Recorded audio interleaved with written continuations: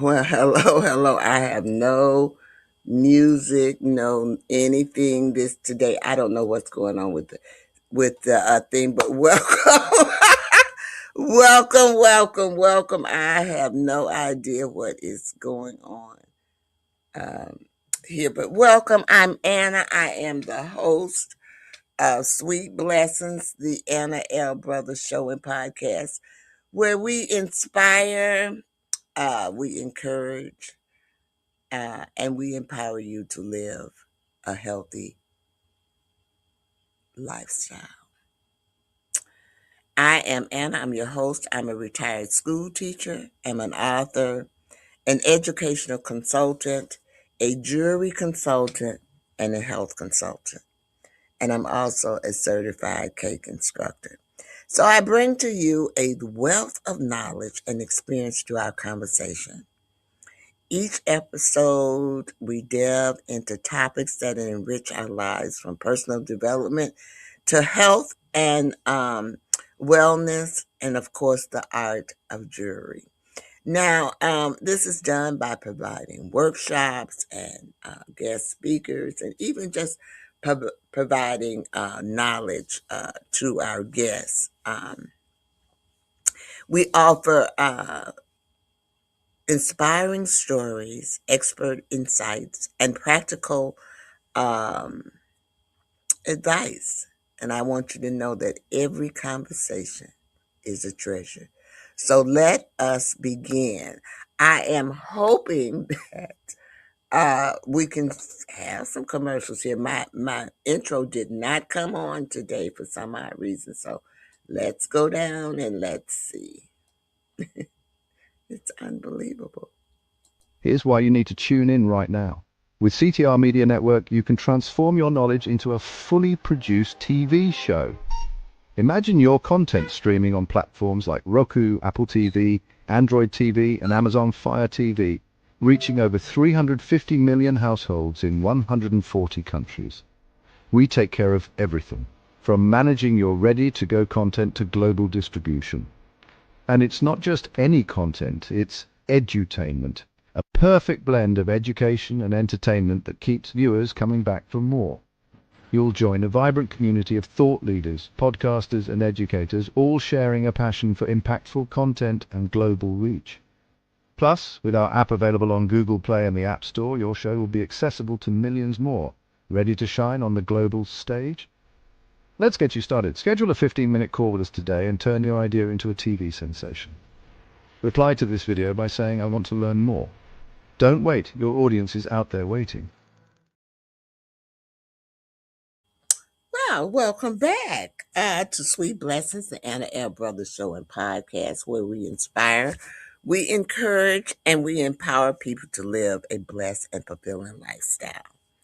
Tonight's guest is someone who works, moment, let me go back. Tonight's guest is someone whose work is making a powerful impact on families and children across our communities. Dr. Myava Clark is a passionate advocate, educator, and best-selling author with a background in respiratory therapy and higher education. Her life took a transformative,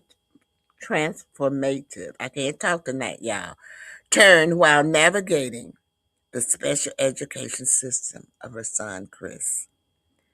That journey inspired her to co-found CASEN, Collaborative Advancement for Social Emotional Needs, an organization dedicated to empowering children ages 9 to 13, especially neurodivergent children, to stay safe online while developing healthy social emotional skills.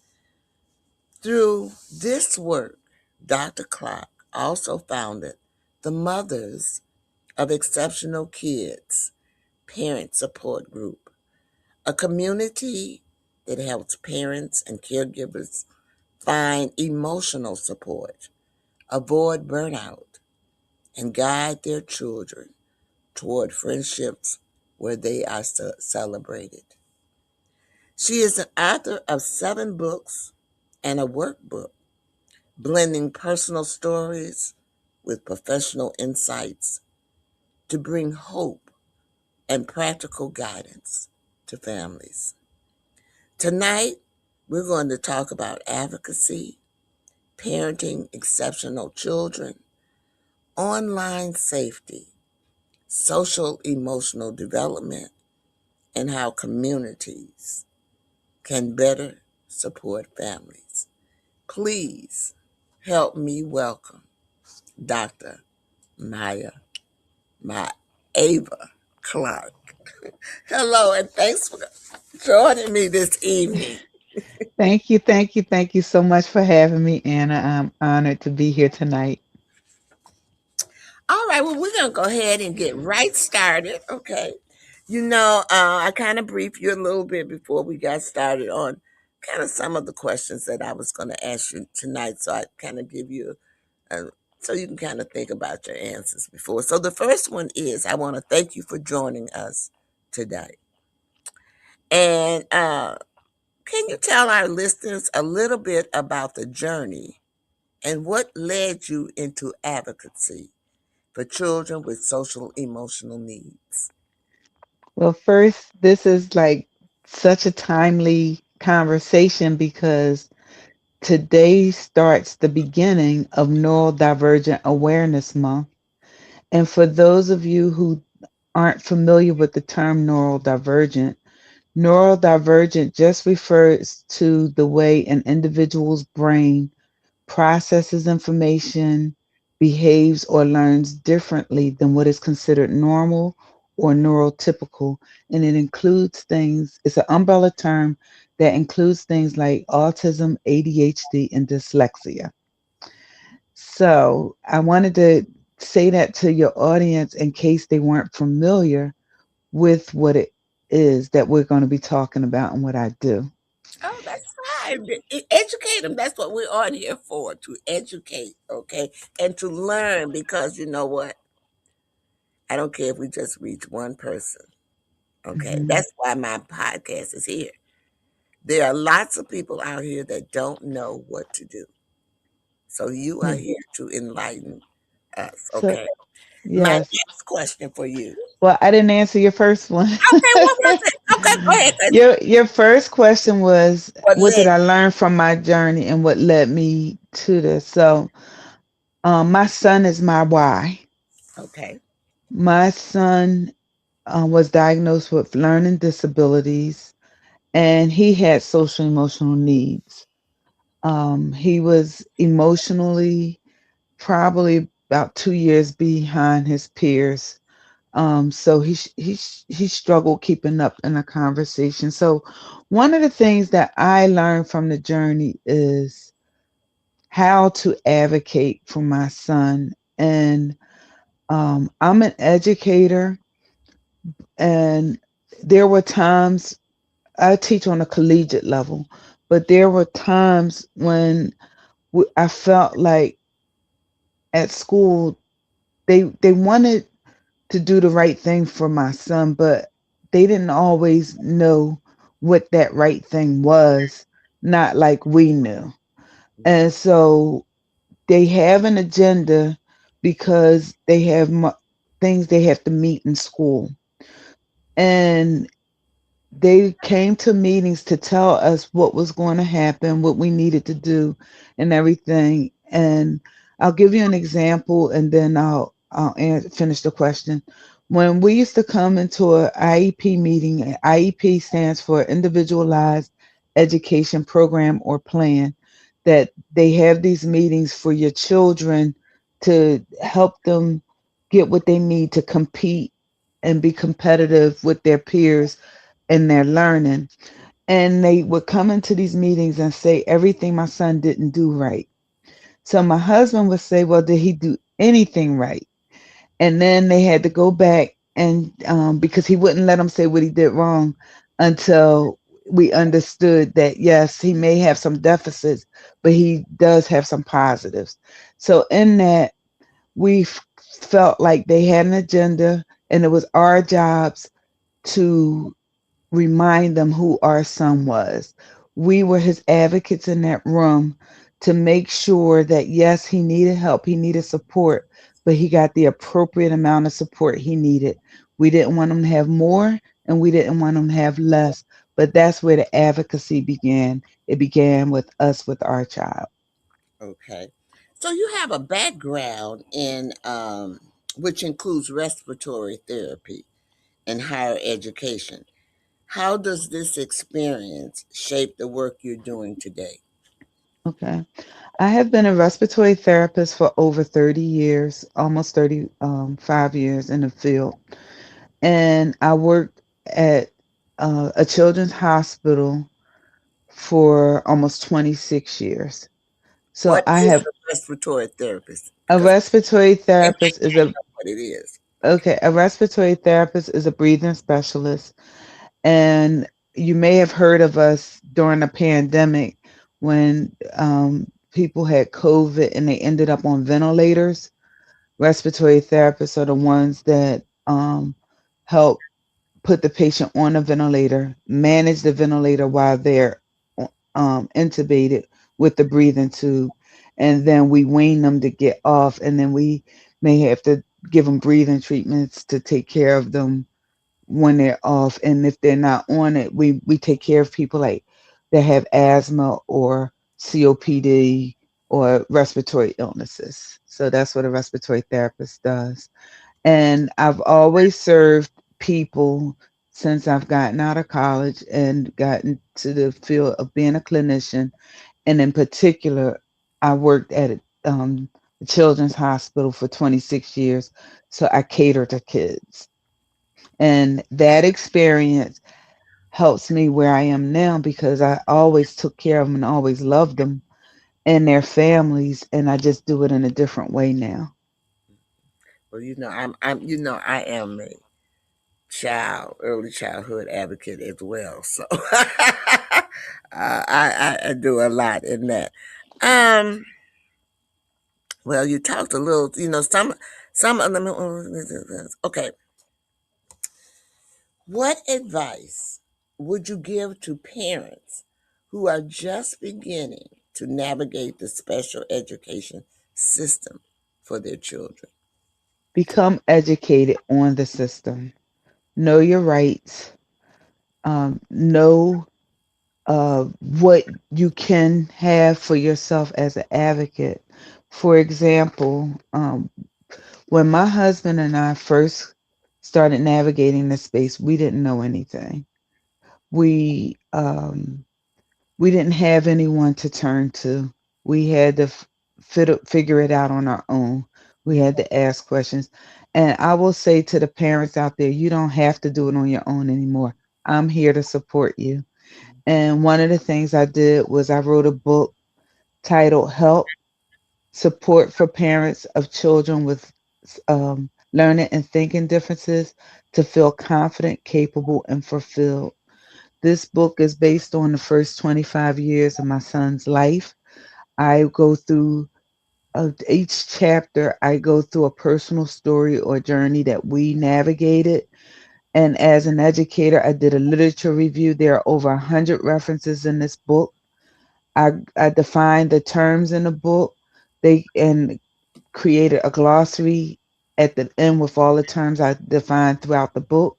They can go to my website, casenllc.com, and go to the library resources and print out the glossary. They can take that with them to meetings. And when they don't understand something, they can read it and feel supported right there. And again, they don't have to do it alone. I have resources and I'm available to the parents. Okay. I'm putting I believe this is the support group that No, okay. Dr. Clark was talking about. This is where you can get the book, if I'm not mistaken. Am I? No, they can go there. Yes, they can get it from through there. Mhm, Help me out mhm. here. Okay, maybe it's No, this. no. If you go back to mothersofexceptionalkids.com, They can actually get a free ebook, which is the 5 secrets to emotionally support your child with learning differences without burning out. And from there, if they want any of my other books, it will lead them to that. And they can even choose this one is the Parent and Caregiver's Guide, Overcoming Disabilities, Medical Challenges, Mental Health Disorders, and Trauma. This book, I actually have 12 co authors with me, telling their stories of overcoming. And it's another great resource and tool for parents and caregivers navigating this space. And we have a ton of resources in there, for them to feel supported and get the help and guidance that they need. Okay. Okay. Well, we're going to take a brief commercial and then we're going to come back and I'm going to ask you some questions about CASEN. Okay.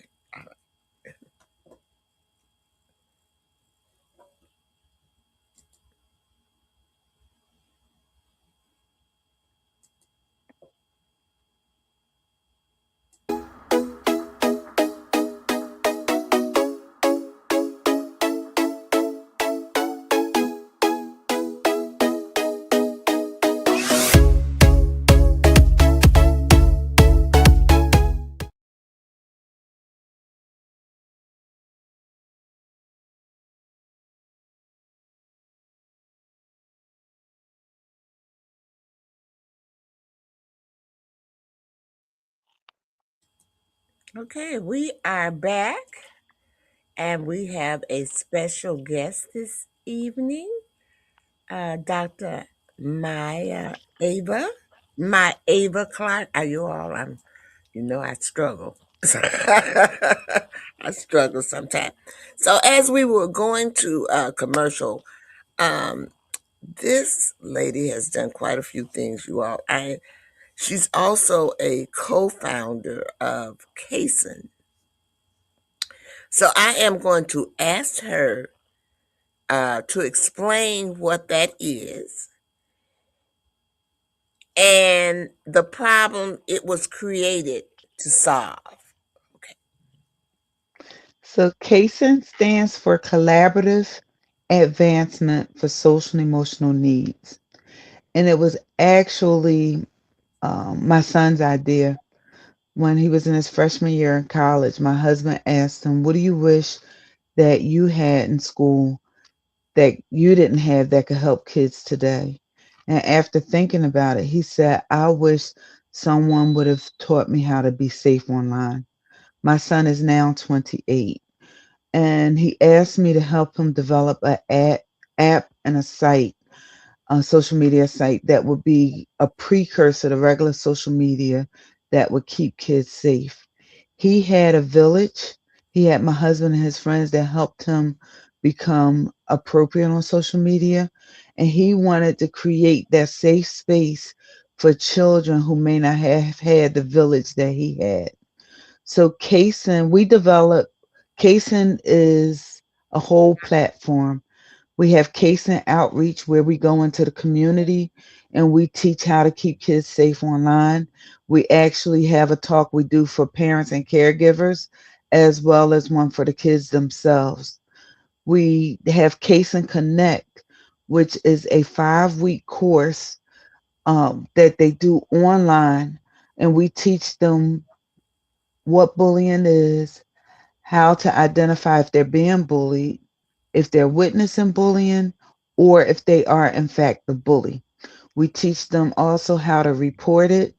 And then we go into how to do and access social media appropriately. We teach them about their digital footprint, that what they do online is there forever and it leaves a footprint, just like for a footprint in the sand when you walk in the sand. And then, so we just want to encourage them so they become confident and less likely to be a victim of prey, because we teach them also how not to befriend people they don't know in real life. It's all about being proactive instead of reactive. And everything we teach the kids, we have available for the parents so they can continue the conversation, because no matter what we do or anyone else does, we're not going to replace the parent. So the parent is still the loudest voice. We just give them the tools to know what's out there so they can have even better conversations with their children. Okay. I noticed that this program is for ages 9 through 13, and it's a stay safe online program that helps with um, developing social emotional skills. I want to know, I'm going to ask you two or three questions at the same time. I want to know, why is this age group so important? And what are some of the biggest online challenges Oh, um, um, facing these children today? okay. First of all, I want to say that yes, our platform was 9 to 13, but as parents were trying it out, they said, Dr. Clark, you really need to reach younger kids. They're on there even younger now. Mm-hmm. And so I do have everything that I have for 9 and 13 for 6 to 8. So we go as young as 6. And it's this, they're learning the same skills, but on a different level. Where the videos for the 9 to 13 may be live people talking, the 6 to 8, the videos are animated. So they're getting the same skills just on a different level. Why is this so important? Because unfortunately, people are targeting our children and preying on our children and causing harm to our children. We used to have to just worry about them, things happening in person, them being bullied in real life. It is so much worse behind the screen. People are, some people are cowards. Other kids will bully and feel empowered behind a screen that they wouldn't say in somebody's face. But here's the bigger issue for me. There is an adult group out there called 764. You can Google it, look up YouTube when we get off this call. It's a group of adults targeting our children, and they were on Good Morning America, highlighted them last fall and called them the modern day terrorists for our children. Unfortunately, they are getting our kids through gaming systems. One of them that was mentioned was Roblox. They are acting like they're children. They are grooming our babies for weeks to months to get them to trust them. And there's one little boy, his parents was on Good Morning America, and they were so heartbroken. He was 13 years old. He had mental health issues, and they befriended these people on Roblox, and they tricked him and convinced him to kill himself. He committed suicide. He was only 13 years old. And the parents were saying what made it worse, they said it was bad enough that he took his own life, but what made it worse was these adults watched him and they filmed it. And that's why CASEN is necessary, because if we can build the children up before they even get there, warn them, give them the skills, give them the tools to know what to watch out for and how to report it, then I believe we can save more of our babies. Okay, it's possibility there. I will agree. You also founded Mothers of Exceptional Kids, MOEK. Yes. What inspired you to create a support group, especially for parents and caregivers? Well, as I have two children basically with unique needs. My son had learning disabilities. My daughter had medical challenges. She has chronic illness. And when you are a mother and even a father, but I'm speaking from right now from the position of a mother. Mhm. When you are a mother with children, you can be spread thin regardless, right? But when you put two children with unique needs on top of that, I became a machine. I just do for everybody. And I forgot to do for myself. And I was on the back burner. I was near burnout. I was near just, I was just on fumes. And I had to learn self care to protect myself, self care to show up. And what I learned in that is self care isn't selfish, it's necessary. And the more you take care of yourself, the better you are for yourself, the better version you are of yourself, and the better version everyone else gets. So self care is not selfish, it's necessary, and everyone wins. So when I came up with this group, it's because I don't ever want another parent. It's called Mothers of Exceptional Kids, but it's for males and females, parents and caregivers. I don't want another person to have to navigate life or this journey by themselves. I don't want them to try to figure it out and not have someone to reach back and pull them up.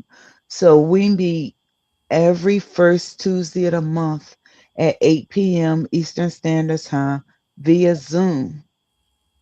I do it virtually so people can come in all over the world and join. They don't have to do this by themselves. They can come in the community where they're not judged, where they're supported and championed. So that's why I supported it. I created this group. Okay.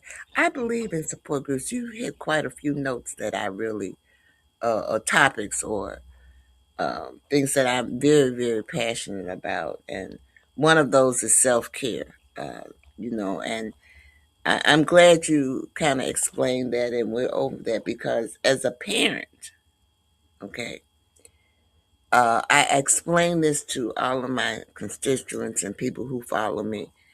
When, as a mother, you lose yourself, okay, and we forget about it because we put everybody ahead of us, our husband, our children, everything. But and then we become burnt out,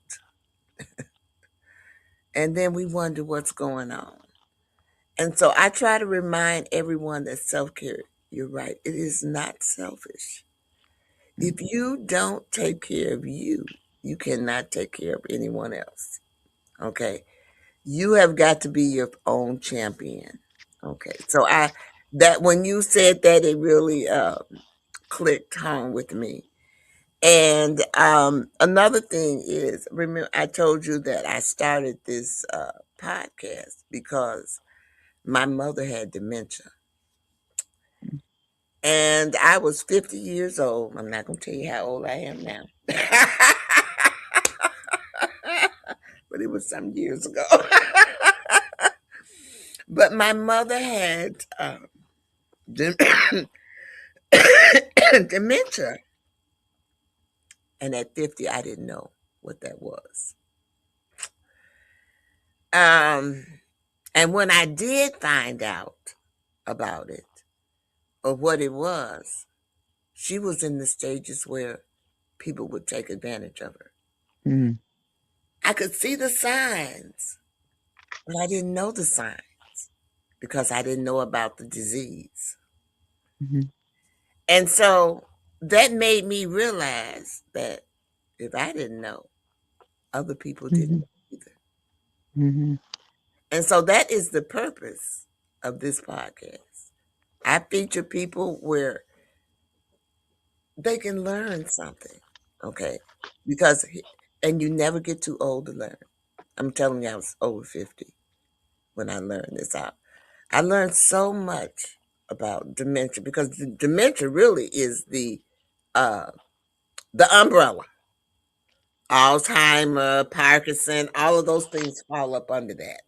Okay, Hmm. but I didn't know that. You Hmm. know, I learned all of this because of a support group. So that's the other thing that I wanted to, because support groups are great. It's a way of networking and it's a way of learning. And it was because of that support group that I was able to understand uh, dementia and the journey that my mother was going through. So I thought that I needed to enlighten people. And so that is my purpose here. That is what God led me to do. And I was fortunate to know Dr. Rams. I'm just gonna lay it on the lay it on the line for you. So I'm all about advocacy. I'm all about early childhood uh, education and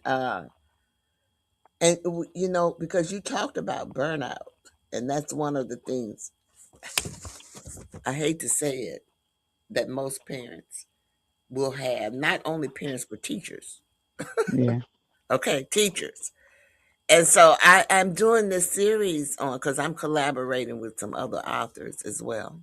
And I'm doing Hmm. this series on educators and trying to save our educators because sometimes people don't uh, give them that pat on the back that they need. Okay. And there is no networking going on there. You're in the classroom, just it is what there's a lot of things that I could talk about on the educational system, but we're gonna leave that alone. We're gonna get back to you because you are the topic of this evening. So this is what I want to ask you next. What kind of transformations have you seen in families who participate in is it MOC? Moec. MOEC? I've seen confidence. Okay. I've seen. I think the biggest thing, or the first thing I notice is they feel seen, Okay. they feel heard, and they feel understood, and they don't have to apologize. They don't have to apologize for their children, and they don't have to apologize for themselves. It is not their fault. It is not something they did, and they don't have to carry that shame. So that's the first part and transformation that I see is feeling accepted. And I have every month is I have different people come in and out, but I have some people that will not miss because it's their lifeline, it's their connection. And it brings them peace of mind. Hmm. And on top of that, they get tools, they get resources. Like one parent was at a crossroad and didn't know what to do with her child. He was in a private school, but he needed support beyond what they could give.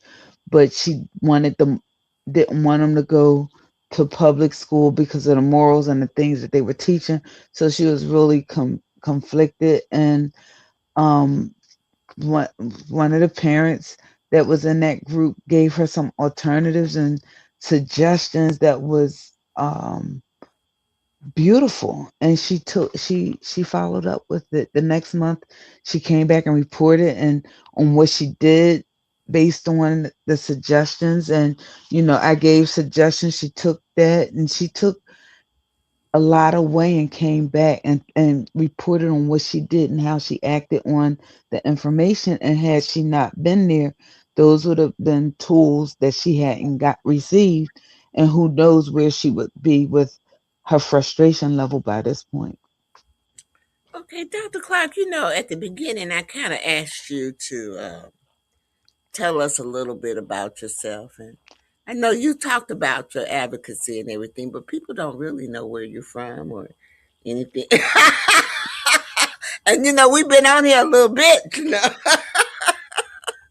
So they might want to know that as well.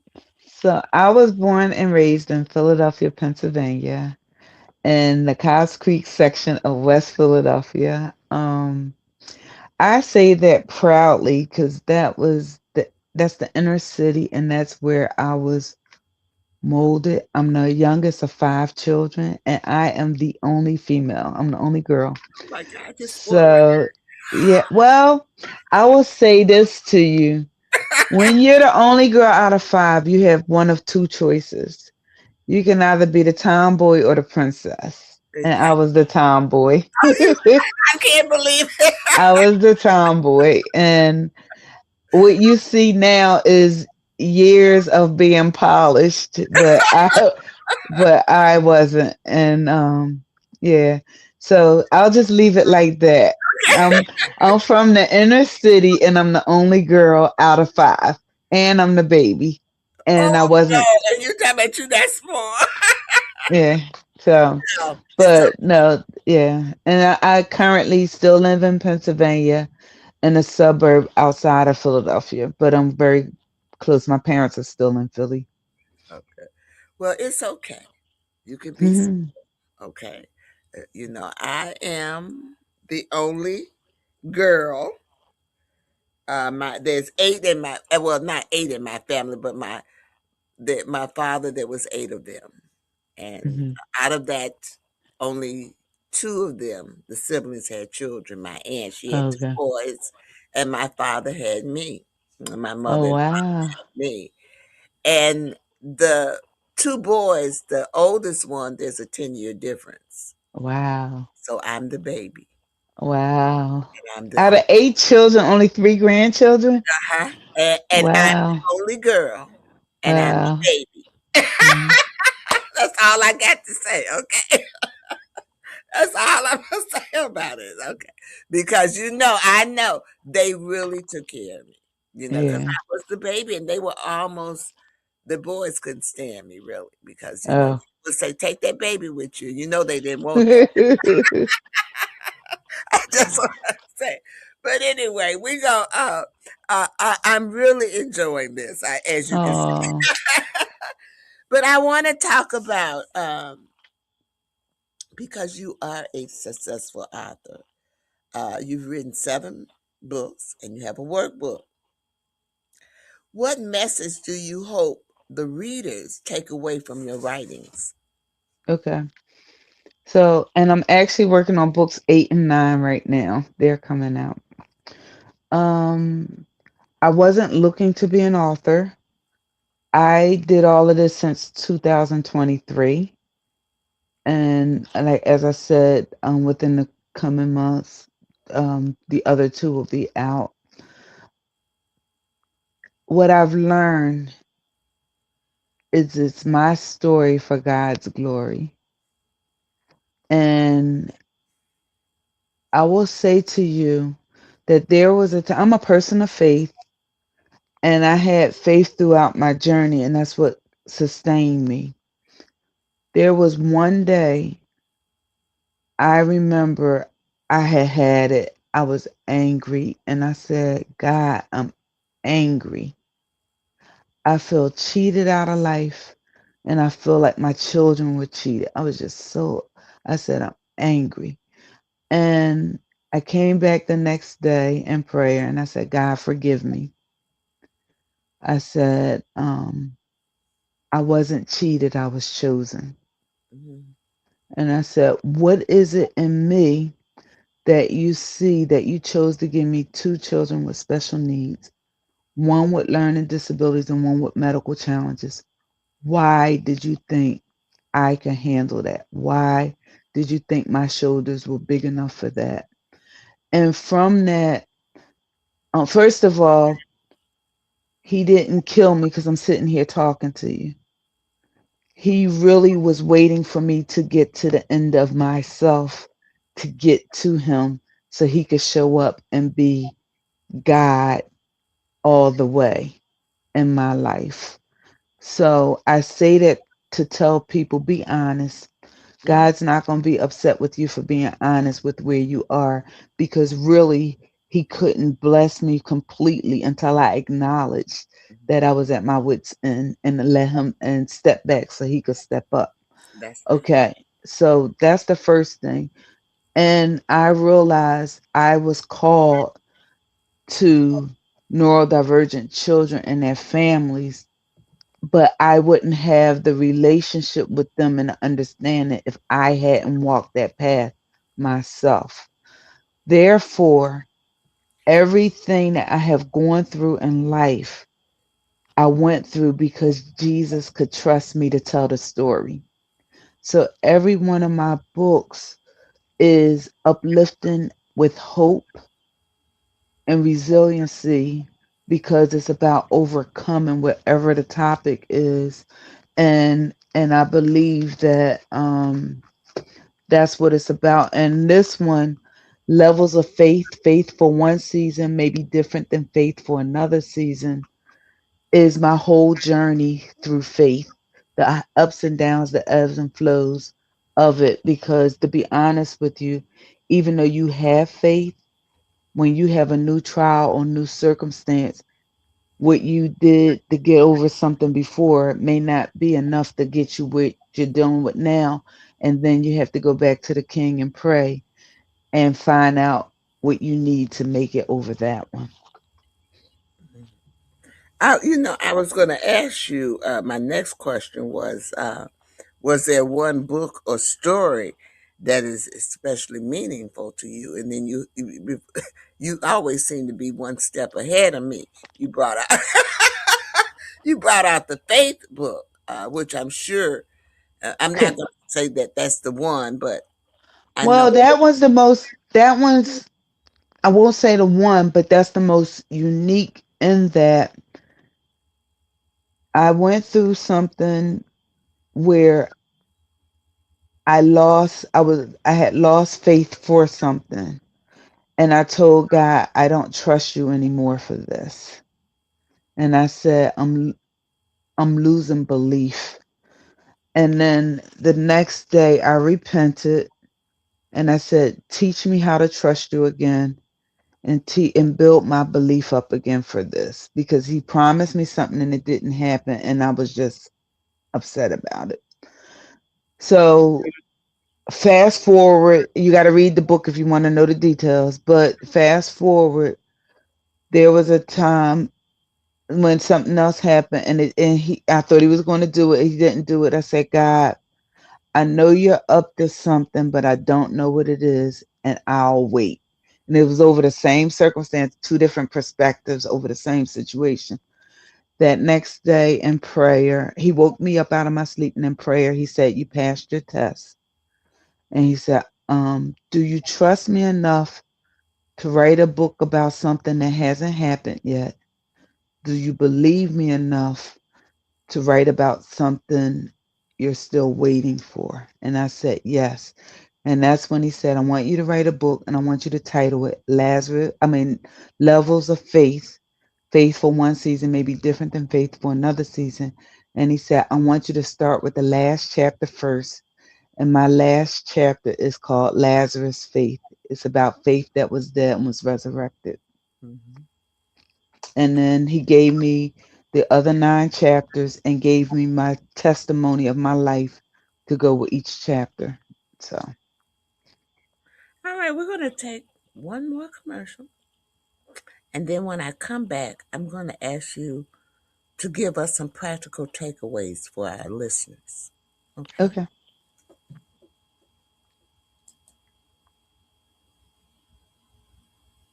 This is my favorite commercial. Oh my goodness, the mailman came. I hope my sweet little thing cookie's in here. I just hope it's in here. Let me see. Let me open this up. That's it. That's it. Sweet little thing cookie. That sweet little thing cookie. Oh, I'ma have me a ball now. Let me just get this right here. Little thing cookie. That sweet little thing cookie. Oh yeah. I finally got my cookies. This sweet little thing cookies. Oh, yeah. I'ma have fun. This package kind of big though. Man, he got a lot of cookies. Oh yeah, this the best day ever.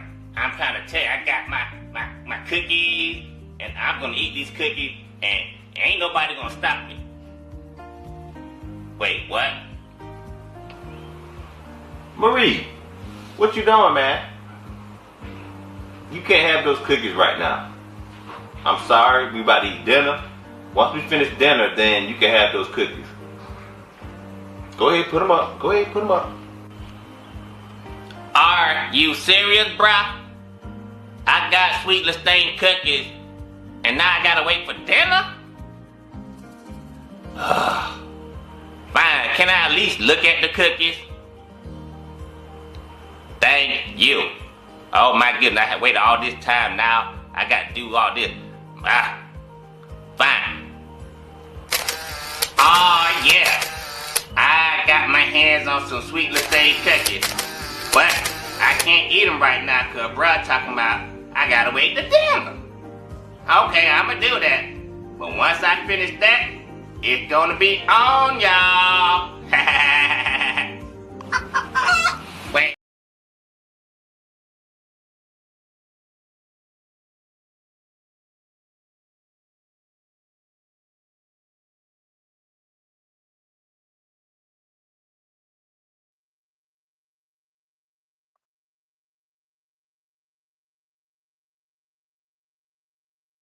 I can't hear you.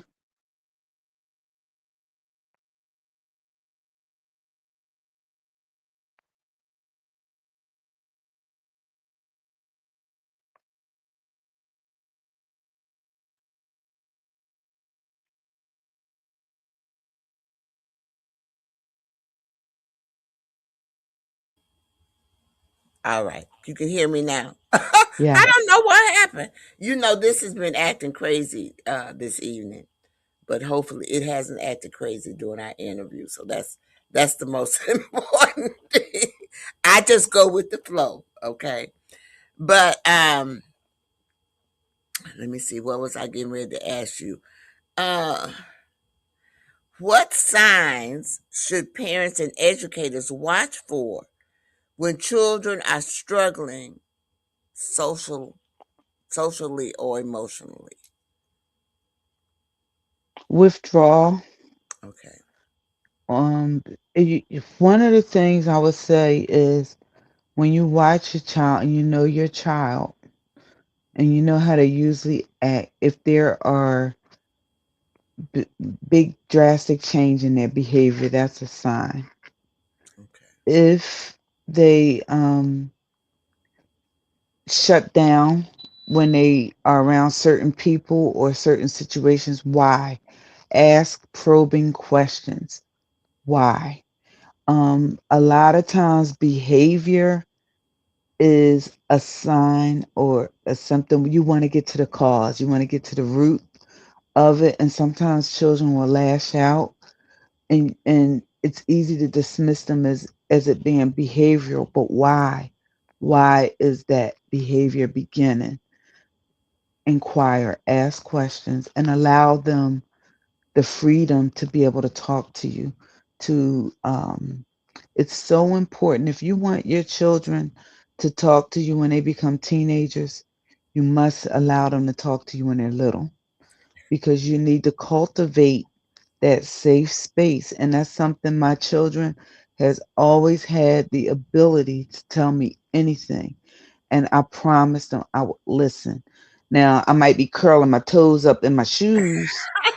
I might be I might be sitting on my hands listening, but I didn't want to respond negatively because I didn't want them to clam up or to say, "Oh no, I can't talk to her."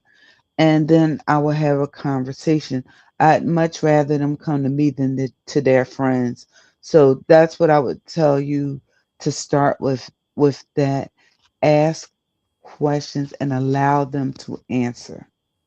Children want to be heard. Amen. They do. They like to be seen. I will And I was agree. going to say seen and heard. They want that time. And I'll tell you something that I used to do and I didn't do right all the time is sometimes being busy, you multitask. And I'll never forget the time my daughter said, Mommy, listen with your eyes. they're, we can learn from them. She said, listen with your eyes. That means look at me when you talk to me. That's right. Don't do the dishes. I need you and I need you present. That's Yeah, what that meant. that's what it did. Yes, it did.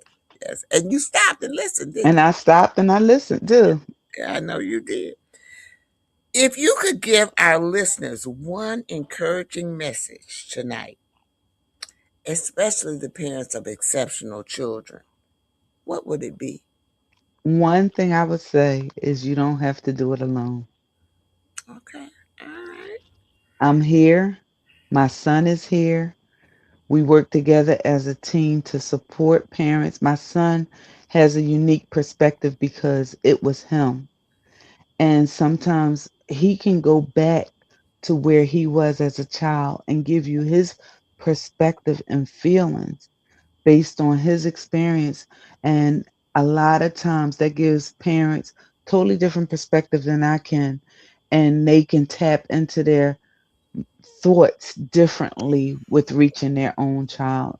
So they get two for one. We really are a unique team because I come from the parent perspective of navigating and living life through him through because we are anti-bullying platform because of his challenges and his dealing with bullying and cyberbullying. That's why we're here. We didn't even go through that tonight, but we are anti-bullying platform. Well, that means Eh, you have to come back Okay.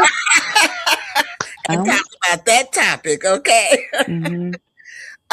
I just want to how can the audience connect with you and learn more about Kason and your work? Well, our website is casenllc.com. And the one thing I encourage everyone to do is to please, when you go on Casen, download our newsletter so you can see what's going on, what we're doing, what we have coming up, and everything. You can do that, and you can fill out a form to connect with me on there, and we go from there. We have several different programs. I have group coaching where people that need more support, I walk through with them, and the journey is transformative. Would this be this is just hypothetically when my mind, my mind is always working. Would you be receptive to presenting or offering this program to schools or Absolutely. I'm in the process of that now because we have a 5-week course to teach kids how to be safe online. Like I said, it's anti-bullying, but that is meant for schools and teachers to teach in their classroom. The is, and you'll have to bring me back so we can go into the details of that. But it's for social workers, counselors, physical therapists, occupational, anybody that does deals with groups of children. They can use this bullying platform to teach them in their lesson with their lessons. okay, I what I'm going to do, I have a sorority sister who has an after school program called Butterflies, and Okay, it's to this age group.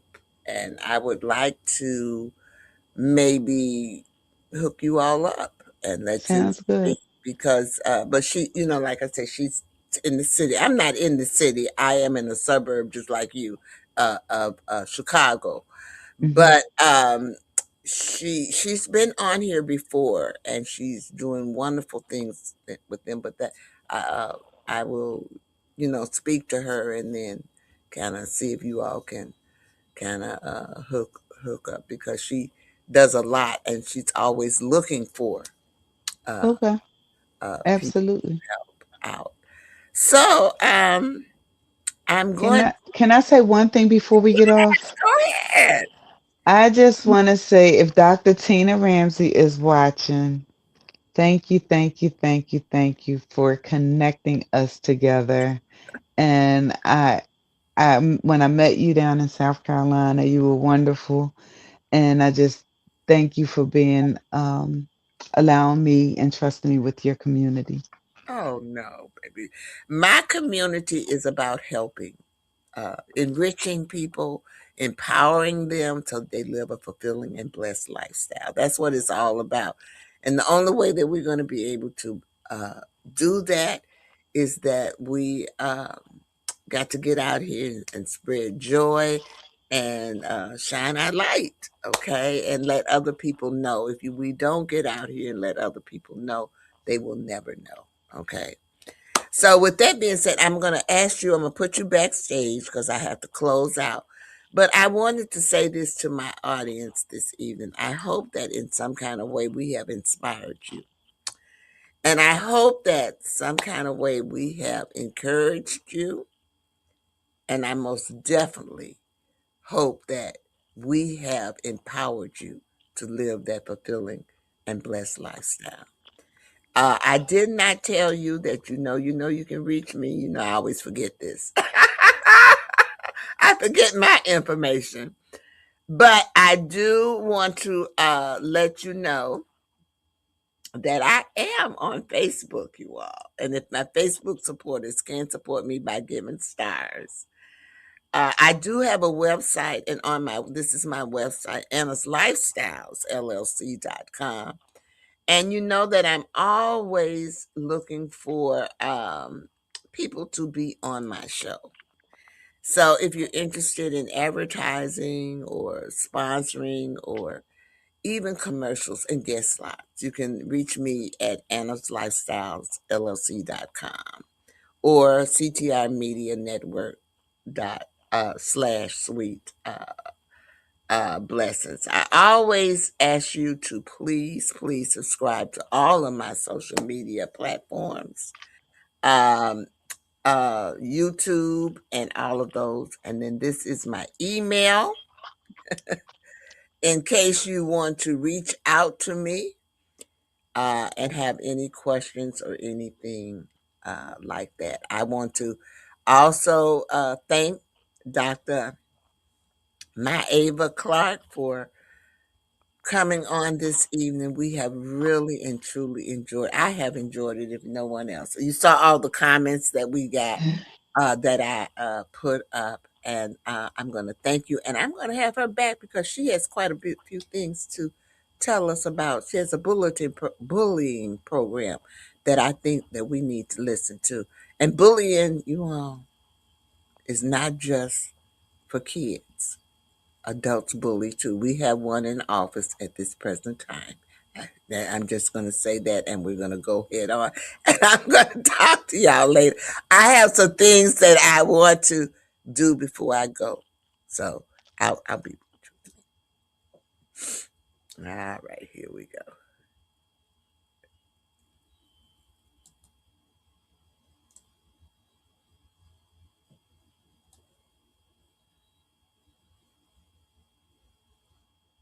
I do want to let you all know that I do have a book coming out. uh, Let me put this up here. I'm taking pre-orders now. Um, for my book, and it's Finding Joy and Early Care Educator. And basically, it is about my journey. I'm collaborating with others, but it is about my journey as an educator. I've been an educator for over, Lord, 40 years. And this is my journey. Most people don't realize that some of the things that I do in the field. I'm still an educational consultant for the state, and I do things like that in the field of early childhood education. So I wanted to also let you know that you could pre-order this book. Let me also put up here where you can pre-order it, you all. Hold on just one moment. If you're interested in pre-ordering, it is at childcarejourney.com slash Anna. So I'm going to bid you all adieu this evening. And I enjoyed you immensely. And just remember to tune in next Wednesday, 8 p.m. Central Standard Time, for another great evening of conversation.